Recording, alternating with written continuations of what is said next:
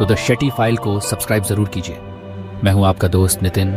चलिए शुरू करते हैं आज की फाइल। दिल्ली एक ऐसा शहर जो दिन में चहल पहल और भागदौड़ से भरा रहता है, रात के गहराते ही अपने भीतर कई अनकहे रहस्यों को समेट लेता है। जब घड़ी की सुइयां 11 बजने का इशारा करती हैं, तब दिल्ली की सड़कें, गलियां और पुरानी हवेलियां किसी अनजानी कहानी के आगोश में समा जाती हैं। आज की ये कथा सिर्फ डर, भूत या परछाइयों की नहीं, बल्कि इंसानी जज्बात और रिश्तों की भी है, जो इस शहर की आत्मा में रचे बसे हैं। रात 11 बजे का वक्त है।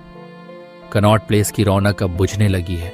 दुकानों के शटर गिर चुके हैं और फुटपाथों पर सोने वाले मजदूर अपना सिर पाथर पर रखकर नींद की तलाश में खो गए हैं। दिल्ली का आसमान धुंध से ढका है और हल्की हल्की ठंडी हवा किसी अदृश्य संगीत की तरह बह रही है।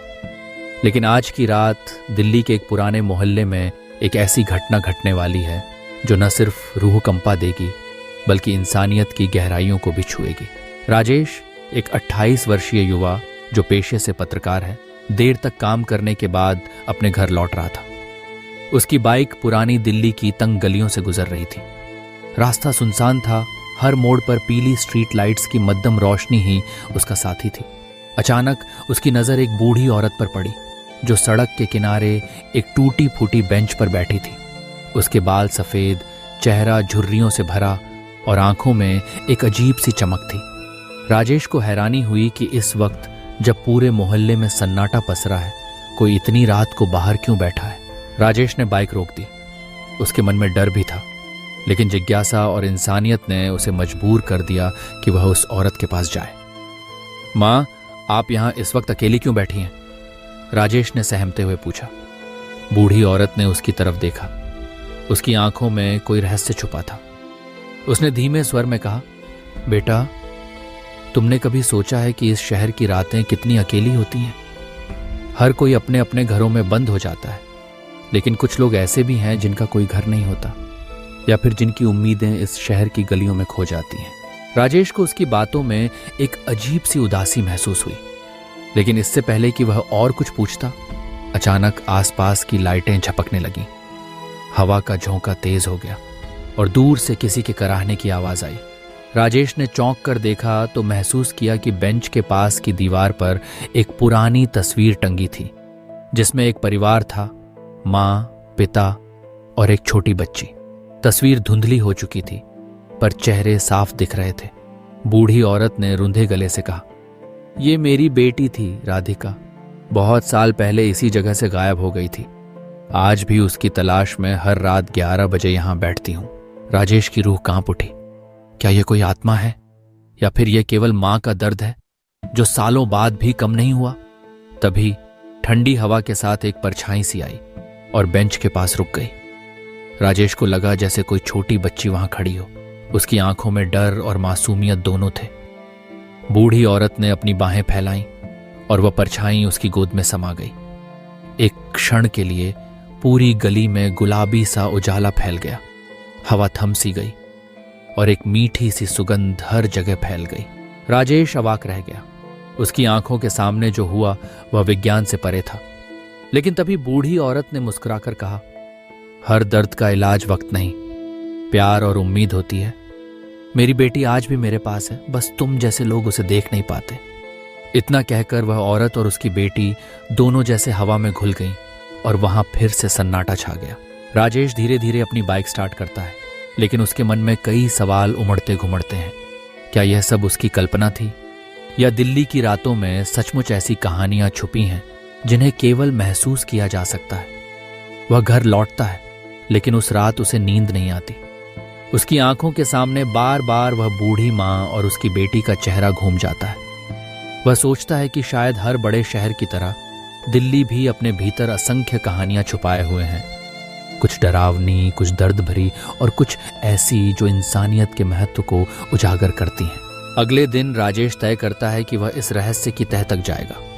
वह दिन भर उस मोहल्ले के लोगों से पूछताछ करता है।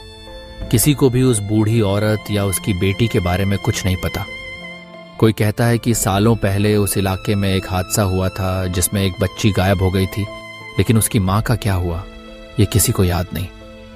कुछ बुजुर्ग कहते हैं कि उन्हें कई बार रात के वक्त उस बेंच पर कोई बैठा हुआ दिखता है, लेकिन जब पास जाते हैं तो वहां कोई नहीं होता।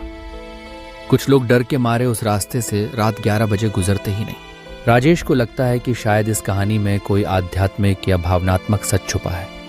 वह सोचता है कि अकेलापन, बिछोह और इंतजार ये ऐसे जज्बात हैं जो इंसान को जीवित रहते हुए भी भूत बना सकते हैं।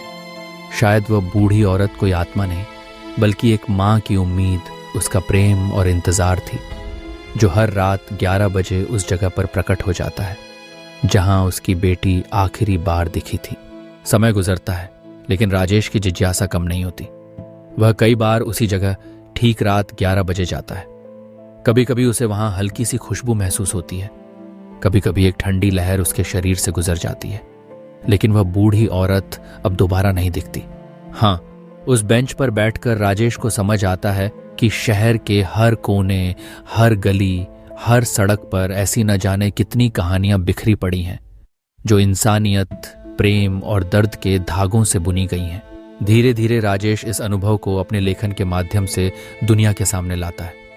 लोग उसकी कहानी पढ़कर भावुक हो जाते हैं, कुछ डरते हैं, कुछ सोच में पड़ जाते हैं। लेकिन एक बात सबको समझ में आती है, दिल्ली की रातें सिर्फ डर या रहस्यों की नहीं, बल्कि उन अनसुनी आवाज़ों की भी हैं जो इंसान के भीतर के प्रेम, उम्मीद और रिश्तों को उजागर करती हैं। इस रहस्य की असली खूबसूरती यही है कि यह सिर्फ एक भूतिया कहानी नहीं, बल्कि एक इंसानी कहानी भी है। एक माँ के प्यार का, उसकी उम्मीद का, उसके दर्द का। रात 11 बजे की वह घटना हमें याद दिलाती है कि इंसान की भावनाएं भी कभी कभी भूत की तरह इस दुनिया में भटकती रहती हैं, जब तक उन्हें सुकून, अपनापन और क्लोजर नहीं मिल जाता। राजेश के लिए वह रात एक टर्निंग पॉइंट बन जाती है। वह अब हर उस अकेली आत्मा की खोज में निकल पड़ता है जो इस विशाल शहर की भीड़ में कहीं खो गई है, और अकेले बुजुर्गों से मिलकर उनकी कहानियां सुनता है, उन्हें लिखता है और समाज को यह एहसास कराता है कि हर चमकते शहर के पीछे कुछ ऐसी रातें होती हैं जो हमें हमारी इंसानियत से जोड़ती हैं। दिल्ली का यह रहस्य, रात 11 बजे का यह किस्सा आज भी कई लोगों के दिलों में गूंजता है। कोई इसे कुछ समझता है, कोई कुछ, लेकिन एक बात सब मानते हैं, इस शहर की रातें सिर्फ डरावनी नहीं, बल्कि बेहद भावुक और इंसानी भी हैं। हर गली, हर बेंच, हर दीवार पर कोई ना कोई कहानी चुपचाप अपनी मौजूदगी दर्ज करा रही है। जरूरत सिर्फ इतनी है कि हम उनकी आवाज सुन सकें, उनके दर्द को समझ सकें और अपने भीतर छुपे इंसान को जगा सकें। और जब अगली बार आप दिल्ली की सड़कों पर रात 11 बजे गुजरे, तो एक बार ठहर कर सोचिए, क्या कहीं कोई बूढ़ी माँ अपनी खोई हुई बेटी के इंतजार में बैठी है? क्या कहीं कोई परछाई आपको अपनी अधूरी कहानी सुनाना चाहती है? क्या आप उस कहानी का हिस्सा बन सकते हैं? शायद हाँ, क्योंकि हर शहर की तरह दिल्ली भी अपने रहस्यों को सिर्फ डर के लिए नहीं, बल्कि इंसानियत के लिए भी संजोए हुए है। इसलिए दिल्ली की रात 11 बजे का रहस्य एक साथ डरावना भी है और दिल छू लेने वाला भी। ये हमें यह सिखाता है कि जरा सी इंसानियत, एक छोटी सी मुस्कान, किसी की बात सुन लेना कभी कभी बहुत बड़ी तसल्ली, बहुत बड़ा क्लोजर बन सकता है।